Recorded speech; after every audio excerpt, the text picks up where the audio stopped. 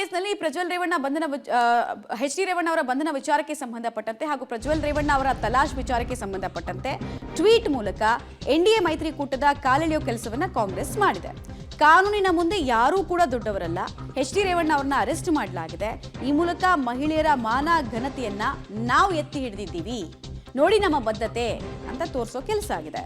ಮಹಿಳಾ ಪೀಡನೆಯ ವಿಕೃತ ಪ್ರಕರಣದ ನಿಷ್ಪಕ್ಷಪಾತ ತನಿಖೆಯನ್ನು ಎಸ್ಐಟಿ ನಡೆಸಲಿದೆ ಅನ್ನೋದನ್ನ ಕೂಡ ಅವರು ಇದೇ ವೇಳೆ ಭರವಸೆಯನ್ನು ಕೊಡ್ತಾ ಇದ್ದಾರೆ.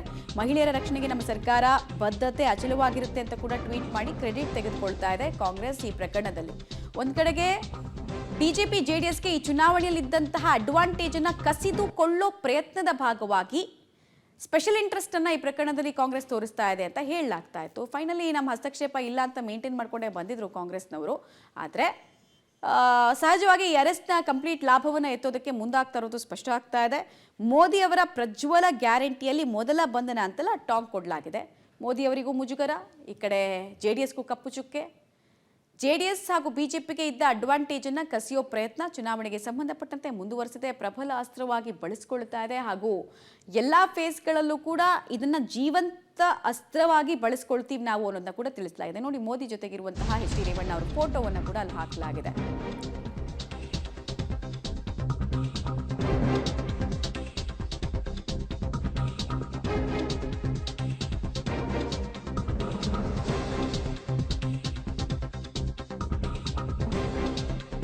ಗೊತ್ತೇ ಇದೆ ರಾಷ್ಟ್ರಮಟ್ಟದಲ್ಲಿ ಎಷ್ಟು ದೊಡ್ಡ ಸುದ್ದಿ ಆಗಿದ್ದೇನೆ ಎಚ್ ಡಿ ರೇವಣ್ಣ ಅವರು ಅರೆಸ್ಟ್ ಆಗ್ತಾ ಇದ್ದ ಹಾಗೆ ಅನ್ನೋದನ್ನ.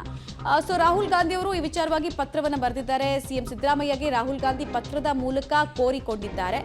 ಮೋದಿ ಅವರ ಕೃಪೆಯಿಂದ ಪ್ರಜ್ವಲ್ ಎಂಜಾಯ್ ಮಾಡ್ತಾ ಇದ್ದಾರೆ ಅಂತೆಲ್ಲ ಕಿಡಿಕಾರಿದ್ದಾರೆ ರಾಹುಲ್ ಗಾಂಧಿ.